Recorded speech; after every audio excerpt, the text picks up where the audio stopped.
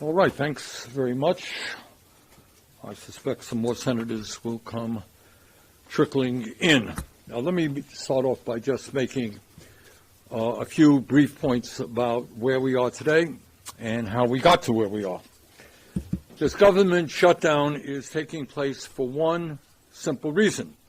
For the first time in the modern history of our country, the majority party in the Senate, the Republican Party, which needs 60 votes to pass a budget bill to fund the government, is refusing to negotiate.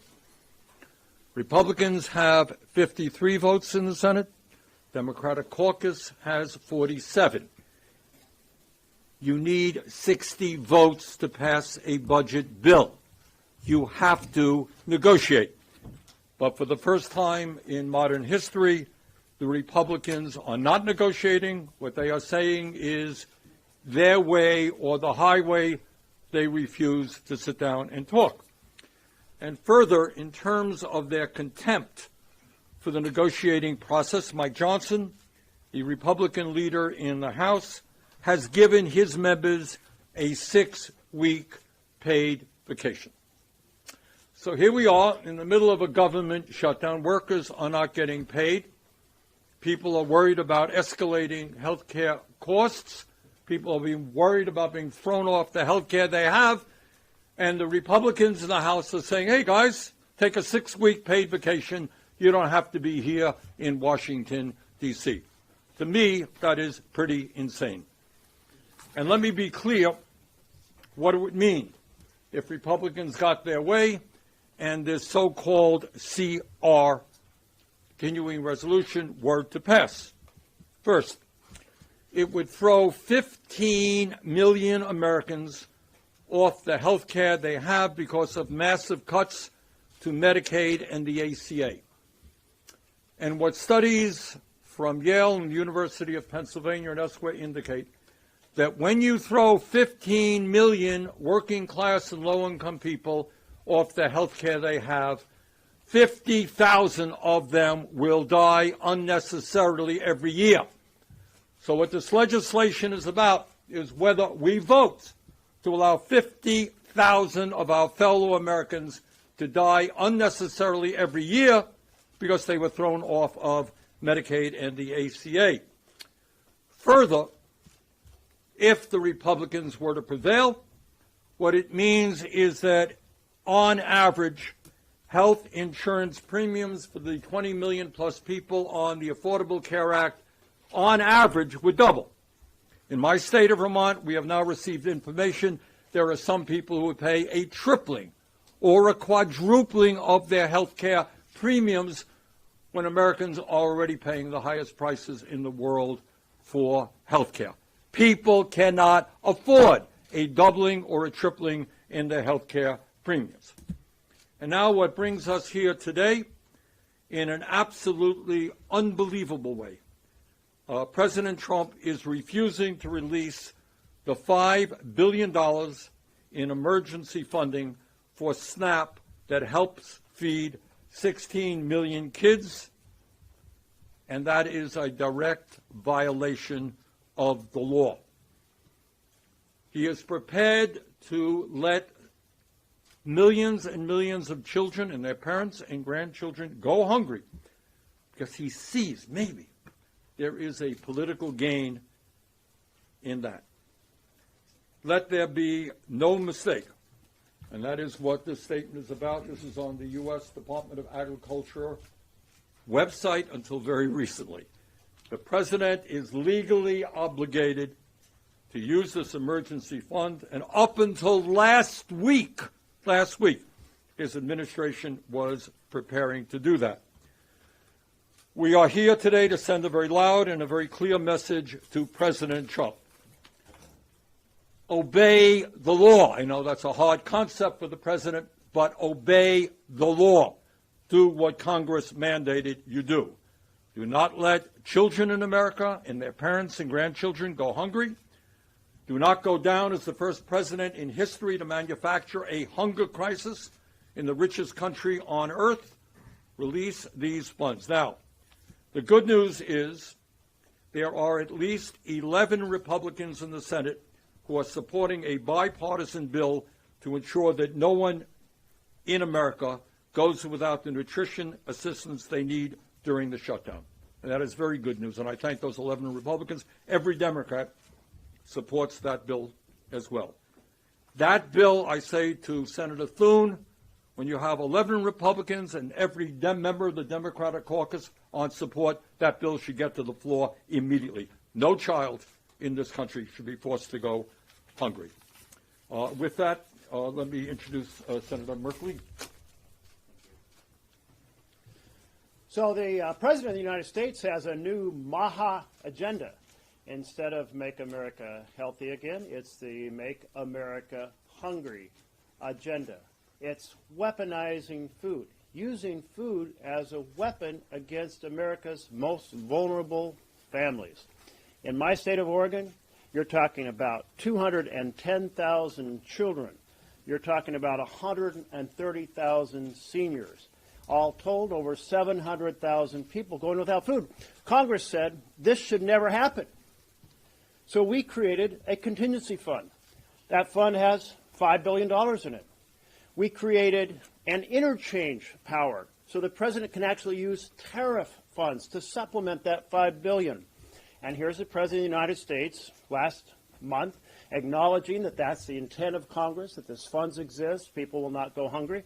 And now here's the President today saying, I am going to attack the health and welfare of America's most vulnerable families as a negotiating tactic. It reminds me of his strategy over immigration, saying we're going to separate children from their parents. We'll use children as a weapon.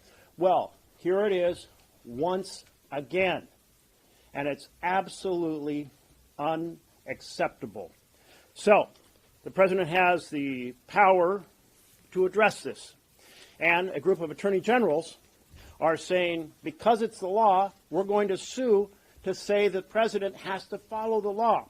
Some 26 attorney generals are suing, saying, President, follow the law. We're saying, follow the law. His Republican colleagues, 11 in the Senate, are saying it matters that children not go hungry. You know, when children don't have food, they also don't learn. There's not just an attack on their ability to have basic nutrition for a month. And who really, who in the United States says, I'm going to make sure children go hungry for a month as a political tactic? Who says that? Except this president in this time. It's unethical, it's immoral, it's illegal, and we're here to say, hell no, that Democrats and Republicans must join together and tell the president this cannot happen here, not in our nation, not against our children, not against our vulnerable families. Senator Markey. Thank you, and thank you for calling this, Bernie. November 1st is just 3 days away. That's the day when SNAP benefits stop being added to EBT cards for 40 million Americans because Trump and MAGA Republicans refuse to use a $5.5 billion emergency fund to make sure families get to eat. Some of those families are already having to ration what's left on their cards because they fear nothing is coming on November 1st. That's the same day they have to pay rent. Maybe the same day they have to pay their electricity bill or refill grandma's prescription. It's 3 days until millions of families across the country wake up unable to stock the pantry. 3 days until thousands of military families and veterans will see their food aid disappear. It's the richest country in the world.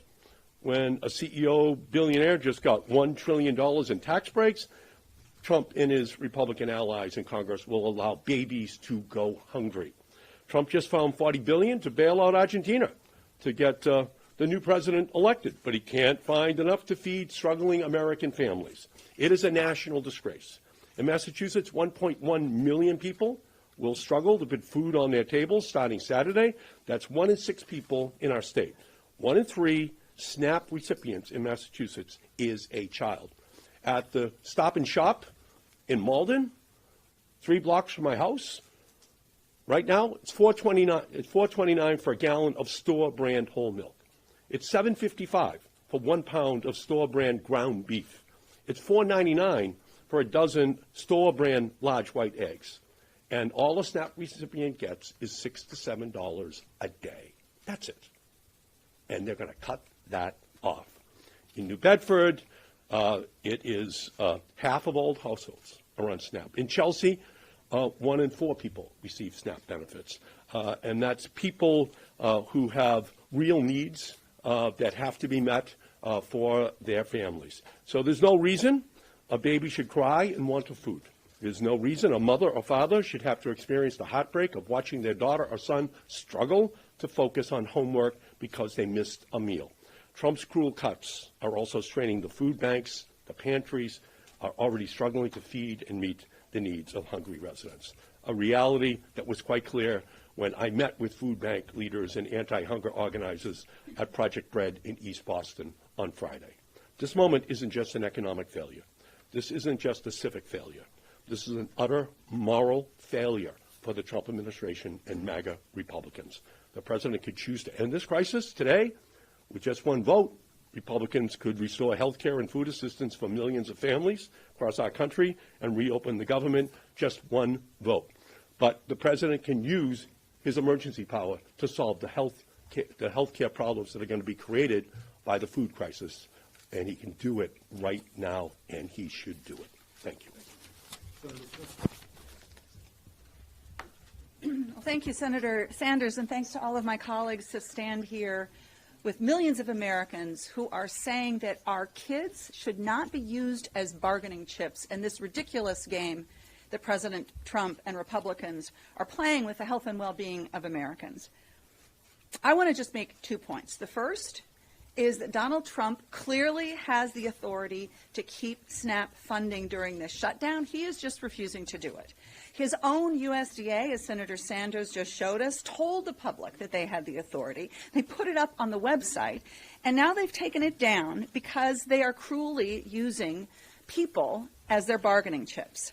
Congress specifically set aside an emergency pot of funding for situations like that. Like this, there's more than $5 billion in this fund that is available, so they have the money. And come next week, when roughly 40 million Americans and 440,000 Minnesotans can't buy groceries, that is going to be on Donald Trump and the Republicans. And here's the second point I want to make. This has real huge consequences for our communities and for our friends and families. On average, SNAP benefits are $6 a day. For most of the people who are using SNAP, they're folks that are seniors living on a fixed income. They're people living with disabilities, or they are really hardworking Americans, often working 2 jobs, and they still cannot afford, because of the way our economy is rigged to benefit the wealthiest among us, they still can't afford to buy groceries, even though they are working that hard. SNAP participation, it's important to understand who's getting SNAP. More likely, per capita, these are folks that are living in red districts, in rural counties. So this is not a Democratic or Republican issue. This is an everyone issue. And when SNAP benefits aren't paid, that mom, that single mom going to the grocery store with her EBT card, she doesn't have any money on that card, so she can't buy groceries. She goes to the food bank, and the food bank is empty because there is huge increased demand for food support. And everybody is hurt in rural communities when this is happening. So, as I thought I had seen everything, but I mean, seriously. Last summer, Donald Trump and Republicans paid for huge tax breaks for billionaires and for the wealthiest corporations by slashing health care and by slashing food benefits for working Americans. And now, what are they doing? They want to use hungry children as leverage to get Democrats to give up our fight to lower health insurance premiums. I mean, they're essentially telling America, you've got 2 choices. You can have dramatically higher insurance premiums, or millions of Minnesotans and millions of Americans can go hungry. And we all know that that is not the real choice. These are not our only choices. And Americans should not be forced by this president to choose between health care and food. So what needs to happen is really obvious. It's really clear. House Republicans need to come back to Washington, end their vacation, and get to work. We need to negotiate a deal. The president, who talks about the art of the deal, needs to get involved in the art of this deal to lower health care costs and make sure that people have the food that they need. Senator Welch. Thank you, Bernie, for calling this. Number one, this is not about the shutdown. You know, many of you who have asked us, are you getting pressure because now SNAP benefits are going to expire, and therefore shouldn't you reopen government? That is a fair question, but there's a clear answer. This has nothing to do with the shutdown. The law requires, and the funds are available to continue SNAP right now without any interruption. So that is a decision that the president is making on his own, to allow people to go hungry when he has the power to continue the SNAP benefits that folks desperately need. And it is desperate. I mean, the folks who rely on SNAP, $6 a day, and you can barely buy a pound of hamburger in Chelsea. But that is real. The other thing is a lot of the questions you ask are about the tactics. Who's doing what? How are you going to get them to negotiate? That's why I think stepping back and having some context, there really was a one big beautiful bill that really did provide incredible tax cuts for very wealthy people and corporations. There really was a big beautiful bill that cut food benefits and cut health care. And we are fighting for what Republican families and Democratic families need. And that's health care. Taking away the health care, the tax credits, and this applies to folks who are working, buying in the marketplace, means that they're not going to be able to afford it and they're going to lose it. You know, in Vermont, Bernie mentioned this, but it's astonishing when we see some Vermonters, because we have really high health care. A family who's making 60-year-old family, $82,000 a year, they can have a premium increase of $23,000. And then the folks we represent, Bernie, you're getting these letters, I am, and I know all of my colleagues are. There's panic among folks who need that $6 a day. And just a couple of people, a woman in St. Johnsbury, we will either be evicted or hungry. Which would you choose? A woman in Essex, without SNAP, I will not be able to eat or get through the month. The situation is out of control. A Vermonter in Brattleboro, I am terrified to hear I'll likely have no grocery money next month. Now, the heartbreak for me about this is not about the politics of who's on first, who's winning, who's got the right move. The politics of this are, do we all want to meet the obligations that we have to the people we represent? And Republican families, Republican farmers, Republican small businesses, as well as their Democratic counterparts, are all the ones who are going to suffer if we don't act. It's totally inexcusable, and it's completely unnecessary. Senator Murphy. Thank you very much, Bernie. Listen, I think we have to understand that Donald Trump and Republicans have one priority and one priority only. That is the enrichment of their billionaire and corporate friends at the expense of everyone else. The big, beautiful bill is a simple enterprise, the most massive transfer of wealth from the poor and the middle class to the rich and affluent in the history of the country. Included in that big, beautiful bill is a massive cut to nutrition benefits. And so the tactics they are using today are in service of maintaining their one single priority, the tax cuts that they were able to gift to the very wealthy and the very powerful. The richest families in this country in the big, beautiful bill got a tax cut of $270,000. And so it shouldn't surprise anyone how outrageous these tactics are. One is to tell House Republicans to not show up for work, right? I know you guys have to write a new story every day, but there's really only one story, which is that the House Republicans have been AWOL from their jobs for the entirety of the shutdown because it's easier to protect your tax cuts for the wealthy if you don't even require your employees to show up on the job. It is extraordinary to put families in this country through the horrific, mind-altering pain of knowing that your children are going to go to bed hungry at night. But it's in service of protecting the tax cuts for the wealthy. As Tina said, What they believe is that they can put people through such horrifying pain in this country that Democrats will agree to a budget that allows for those tax cuts to continue and spreads even more pain amongst people through the evisceration of our health care system. So we are here today talking about this illegal decision that the president has made to not spend these contingency funds because only one thing matters to him, preserving those tax cuts. We are here as the only body showing up for work today because only one thing matters to Donald Trump, preserving those tax cuts.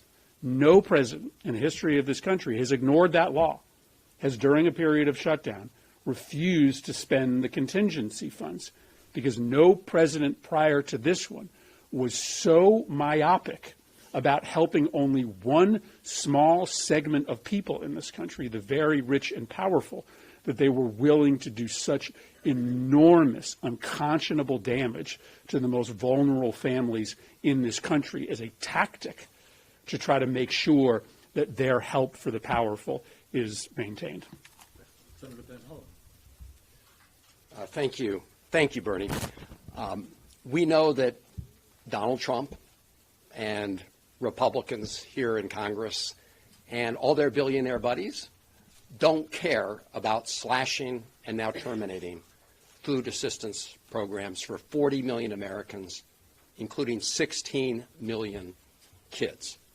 How can we say that with confidence? Because as my colleague said, they showed us who they were in what they called the big, beautiful bill. It was beautiful if you're a billionaire. For everybody else, it sucked. And one of the things they did was cut food assistance programs for almost $200 billion to help finance those tax cuts for their billionaire buddies. That was a choice. It was an intentional, deliberate choice. Tax breaks for billionaires at the expense of kids and other on food and nutrition programs. And what they're doing right now is also a deliberate choice. They are using this Trump shutdown to inflict unnecessary pain on the American people.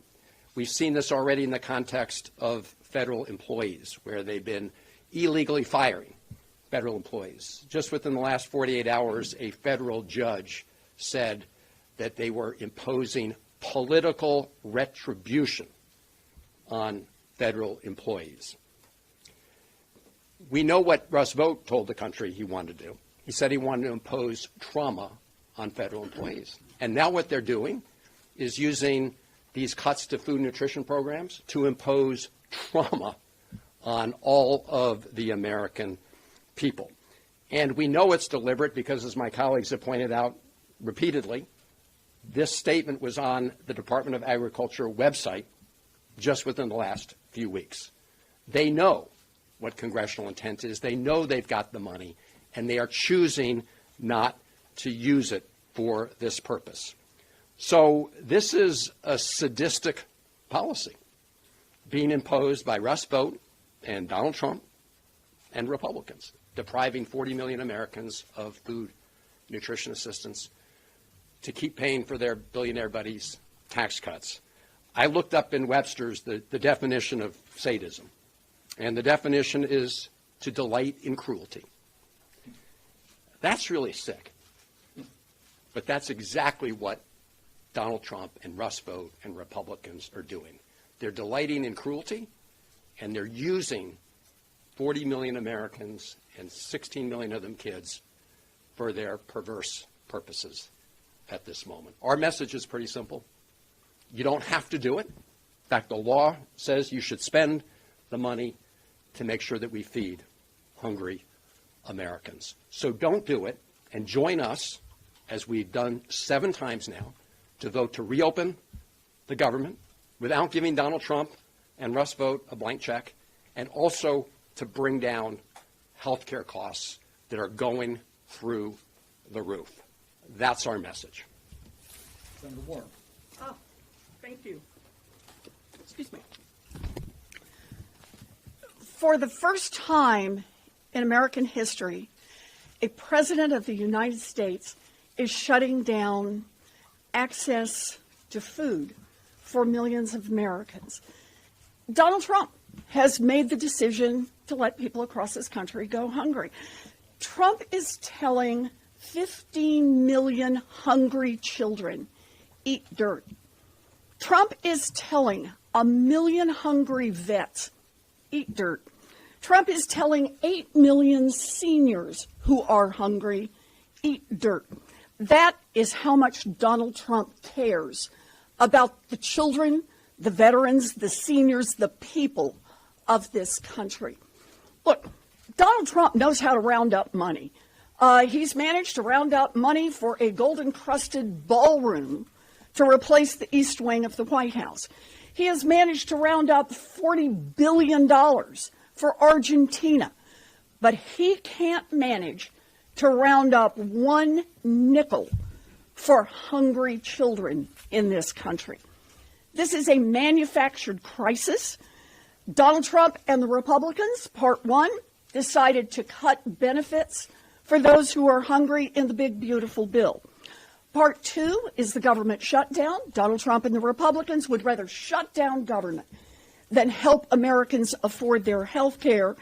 And part three is Donald Trump and the Republicans ignore current law, ignore the $6 billion already sitting in reserve in order to deny hungry people access to the food they need. So while Donald Trump is dreaming of well-done steaks with ketchup to be eaten in his gold-encrusted ballroom, little kids will go hungry. I am proud to be here with the Democrats who are fighting back. Thank you. Okay. Thank you. Any questions? Yes, right here. Yeah. Tell us where you're from. I'm Gabe Hawkins. I'm from the Building Service. This is for any of the senators, but do you think that the unpopularity of SNAP benefits being taken away and all the lawsuits that attorney generals are filing across the United States, do you think that's going to have any sway with Trump and the Republicans? Damn right I do. Look, what people understand is you got a multi-billionaire in the White House palling around with people who are worth hundreds of billions of dollars, giving these people massive tax breaks, and at the same time telling families in this country who are struggling to put food on the table to feed their kids that we don't have the resources for them when, in fact, Congress has appropriated over $5 billion to do that. Do I think the American people are going to respond strongly? Damn right I do. Yes, ma'am. Thank you so much. Senate Democrats are continuing to reject the House-passed CR to open the government, but since Congress does have the power of the purse to fund the government, how do you justify blaming Trump to fund all these various aspects of government when it's Democrats who continue to vote to keep it on? Excuse me. Why don't you read this? What this is congressional mandate. It is acknowledged by the Trump administration. What they are saying is we acknowledge that there are over $5 billion in a fund that in the event of a shutdown will be released in order to continue the SNAP program. That is not unequivocal. That is the reality. Let's have a president who obeys the law for a change. Yes, ma'am. Sir, you talked about the 11 Republicans who are joining your cause. Do you think there will be more after November 4th when it really hits? Well, I think myself, others can jump in here. My own view is yes. I think the demand here is, first of all, of course, that Trump obey the law and release that funds. The second demand is that Mr. Thune listens to 11 Republicans and every member of the Democratic caucus and bring that bill to the floor. If your question is, do I think even more Republicans will come on board? Yes, I do. Yes, ma'am. The largest federal workers union, AFGE, just said in a statement to NBC that they're calling for an end to the shutdown, saying that both political parties have made their point and there's still no end in sight and it's time to pass a clean CR to end the shutdown today. What's your reaction to this? Well, I'll answer. Others can jump in. Look, everybody up here wants to end the shutdown. Everybody up here is upset that federal employees, including our own staffs who are working hard, are not getting paid. We all want our federal workers to get paid. But we also want to make sure that children in America are fed.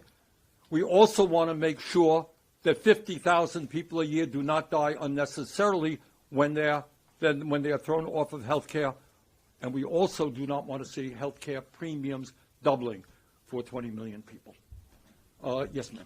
Thank you. I want to follow up on that question. Is there a point in the future that you see where Democrats may decide it's just easier to vote on it? Look, I think what this thing ends up being about, I wish I could say otherwise. There's one man who's going to end this. I guess he's an Asian on his whatever he's doing. That's Trump. Republicans will listen to Trump. Now, Trump may be crazy and he may be a pathological liar, but he's not stupid, and he's not a bad politician. He understands where people are at. I think he is going to catch on, that the American people are not sympathetic to giving tax breaks, massive tax breaks, to billionaires and cutting nutrition programs for kids. All right, somebody else jump in here. Sure, go ahead. If we come to November 1st and this contingency fund has not been released, no legislation has been passed to cover SNAP and countless other benefits being affected during the shutdown, will you urge your Democratic colleagues to reopen the government and continue hard negotiations on fighting for health care in regular order? I'm convinced that after this press conference, you're going to write such powerful stories to spread the word all across America that the president has the funds right now for kids, that those kids are going to get that funding. Those seniors are going to get that funding. I'll defer to any of my colleagues who would like to add anything to that. Yes, sir. Thanks, Sir. Kyle from the Fox News. You guys have been through, most of you guys up here in the Senate, for 2 Trump administrations. Are any of these actions that the president is taking surprising to you, having seen what he's done for all this time? And doesn't stuff like this vindicate statements from the senators who, Democratic senators who voted for the CR initially, saying they were worried about actions Trump would take during the shutdown? I find it absolutely shocking, because this is not an attack on immigrants, which we are well experienced in. This is an attack on the most vulnerable families in America. And this is not because either side can say, well, legislation needs to be passed in order to fund this program, because the legislation was already passed to fund this program. The money is sitting in the federal treasury, $5.5 billion. In addition, there's interchange authority that allows tariff funds to be used to supplement that. And the president likes to brag about how much money the tariffs are raising. So the idea that you're going to use babies, children, vulnerable families, seniors as pawns and take away food for a month in a negotiation, I find it absolutely stunning, beyond anything else I've seen from this administration. Maybe anyone else want to jump on? If not, I will just say in the last Trump shutdown, you didn't see this kind of conduct. They didn't riff federal employees for what the court just said was political retribution. You didn't see them ignoring the law when it comes to food and nutrition programs. So it was bad in the first shutdown, first Trump shutdown. That was 35 days. Now we're in the second Trump shutdown. And this is why we have repeatedly voted, as we've said, to reopen the government, but without giving Donald Trump a blank check to continue lawless activity, and to make sure that we avoid the health care crisis that is upon us. Thanks. All right. Well, thank you all very much. Take care. Thanks, Bernie. Sorry I was late. No.